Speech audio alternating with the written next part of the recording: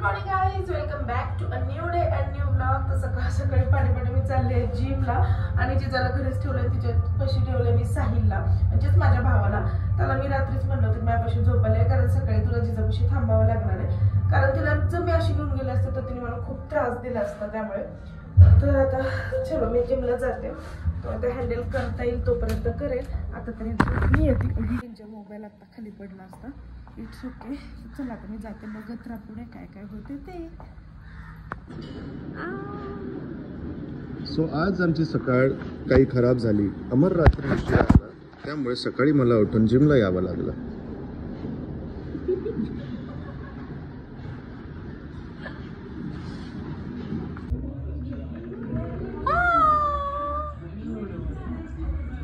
गेली बाहेर.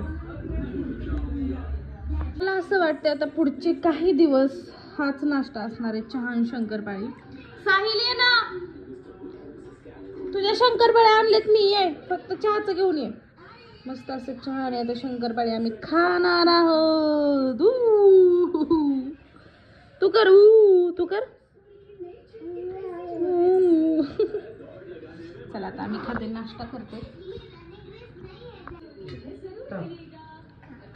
खा खा म्हणते, खा अजून दे ना. लोक म्हणते तर टी शर्ट मध्ये झोपतो बसलेला आहे. तुला टी शर्टच नाही येत.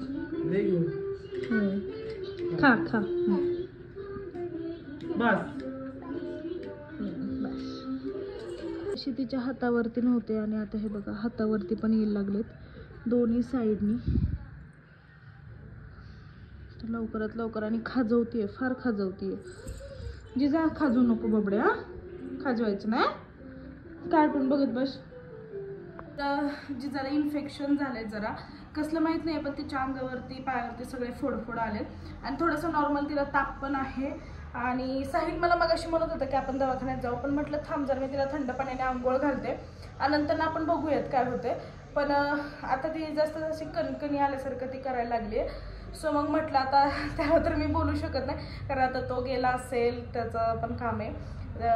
काय काम आहे त्याचं तुम्हाला ते 15 तारखेपर्यंत कळेलच. तर तो सुद्धा धावपळीत आहे. तो मला म्हटला की मला किती काय होते मला फोन कर, मी लगेच 2 मिनिटात पोहोचतो. पण आता मलाच ते बरोबर वाटणार नाही. मी ते खालीच हॉस्पिटल आहे, तर मग म्हटलं जिजाला घेऊन जाते आता. हे बघा किरकिर किरकिर चालूच आहे तिची सारखी. आणि तुम्हाला मी दाखवते बघ तिला कसे फोड आलेत ते. मी खाजवून सगळं पायाचे फोड असे ते जखमा केलेत. हे बघा खाजवती आहे सारखी आणि सगळीकडे असे छोटे आता फोड यायला लागलेत, हातावरती पोटावरती सगळीकडेच यायला लागलेत. म्हणून मी म्हटलं जास्त वाढण्याआधी मीच तिला हॉस्पिटलमध्ये आता घेऊन जाते. बघूया. बबी काय झालं तुला?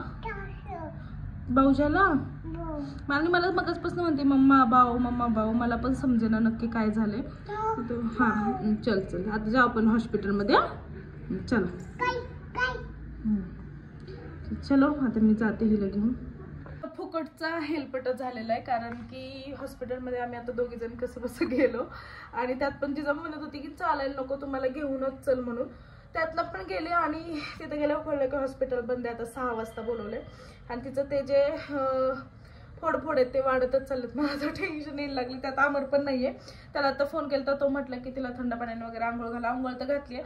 त्यात तात्पुरती डरमाडीवची क्रीम आली आहे जेणेकरून तिला थंड वाटेल. तीच लावते आणि बघूयात आता काय होत आहे ते. बिनकामाचं आता एवढं उन्हातानाचं मी गेले आणि ठीक आहे चलो.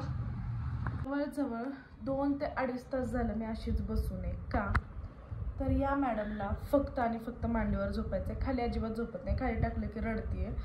आणि आता वाजलेत 3:30 आणि मी अजून देखील जेवण केलेलं नाही आहे, कारण काही बनवूच देत नाही आहे. तिला पण आता कणकणी आली आहे हे ते, त्यामुळे काय बनवूनच देत नाही आहे.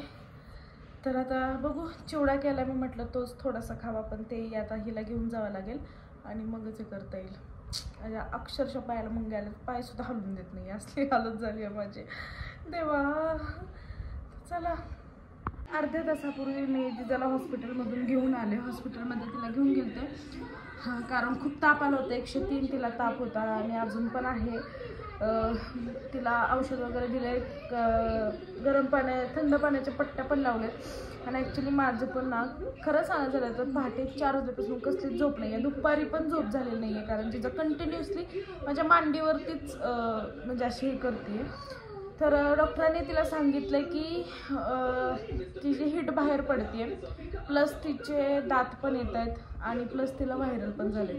तर तिला सगळं सोबत आल्यामुळे तिला खूप त्रास होतो आणि खूप म्हणजे ती पण आता ही झाली एकदम.